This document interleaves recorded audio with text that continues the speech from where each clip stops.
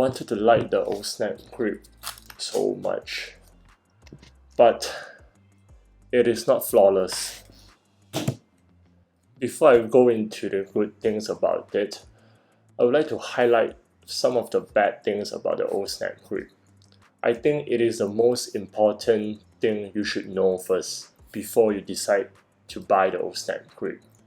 First, it's really uncomfortable after using it for a couple of minutes. The hard plastic piece is exerting pressure on my fingertip, so it feels like it is crushing against my finger. That is really disappointing.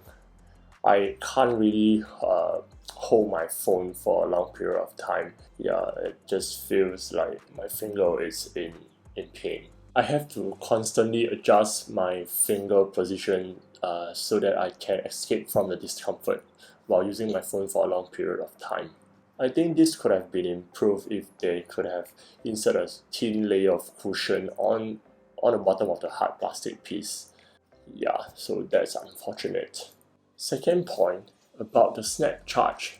It charges really well at first, but gets really warm and slow after a while. But then it took 28 minutes for me to get 3% of battery charge. So at that point of time, I used an app to measure the voltage. It was only at around 0.44, most probably because of the heat, so the charging got throttled. And I also think that it might be possible that my MagSafe casing is interfering with the charging, because I've tried the Snapcharge without the Ohsnap Grip, without the casing, so directly Snapcharge onto my iPhone body. It charges well. So this is one thing that you might want to take note. If you are using a casing, it might not work well. Third point, if you already have your own wireless charger, and if you're planning to use the grip onto a phone casing that is too thick, you might not be able to wirelessly charge your phone. I myself don't have a phone case that is too thick. I didn't have that problem, but I've seen a lot of other people's comment in Kickstarter where they are experiencing this. So I think that's one point to take note of. Yeah, in my previous unboxing video of the Ohsnap Grip, I have people commented in my video about this issue as well, that they are not able to wirelessly charge their phone with their third-party wireless charger. So I thought it might be good to cover it in this video as well. Lastly, this is a minor bad things about the grip which I personally don't like. So when you install the grip onto a leather case, in my case it was an Apple leather case, and when you try to rotate the grip, it will scratch against the surface of the leather case. So it will leave some scratch mark or some permanent marking on the casing. Well, it was minor, I think, because once you have the grip installed on the casing, it will cover up the scratches. Okay, let's talk about the good things about it, shall we? So first point, well, minus the discomfort of the finger, it works really well as a phone grip. I use it every day during commuting in a bus, in train, while I'm walking as well. It is more, I feel more secure holding the phone with the grip while walking on the streets.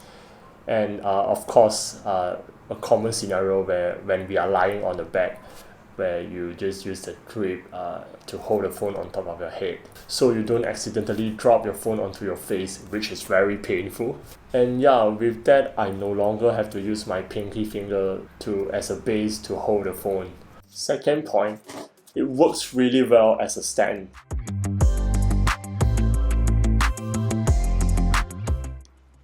So I can watch video, I can watch my notification when the phone is on the table. Lastly, about the Snapstand, it worked really well. I love it the most so far.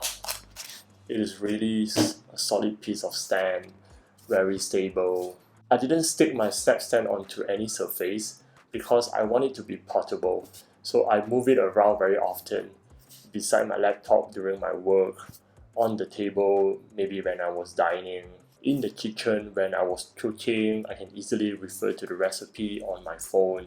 And yeah, I would like to highlight this. In my previous unboxing video, I didn't put on the rubber pad between the Snapstand and the mounting plate. So it's still kind of slippery. I've only realized that recently.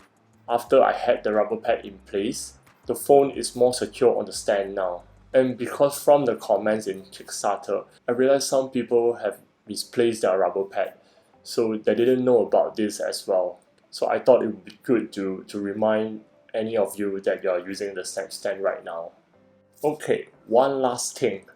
This is not really about the good thing about the grip, but I realized from the comments there are a lot of people who fail to stick the plastic sheet onto the glass back phone. So I thought you should be aware that Ohsnap just recently released a new installation kit which uses UV light systems to make sure the metal ring can stick onto your glass phone properly. So it's $6.99 in the website right now, which you can also order it right now.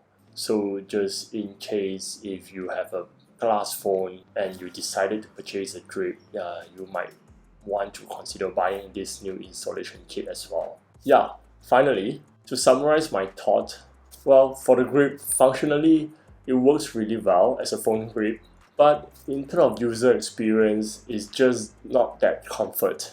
So my take is, if you want to use it as a phone grip, I might not recommend it. But if you want to have a system that can mount your phone easily on any surface, then this might be a good choice. Because you can buy the mounting plate and the grip, you can stick the mounting plate onto any surface, onto any wall, and there you have it. You can mount and unmount your phone onto any wall or surfaces as you like. Yeah, so that's about it. Let me know in the comment if you have extra thoughts or I have things that I might not have covered. I would appreciate it if you can comment it below as well, so that other viewers can take a look at the comment as well, so they can make an informed decision when they're buying this grip. Yeah, so I will see you. Thank you. Bye.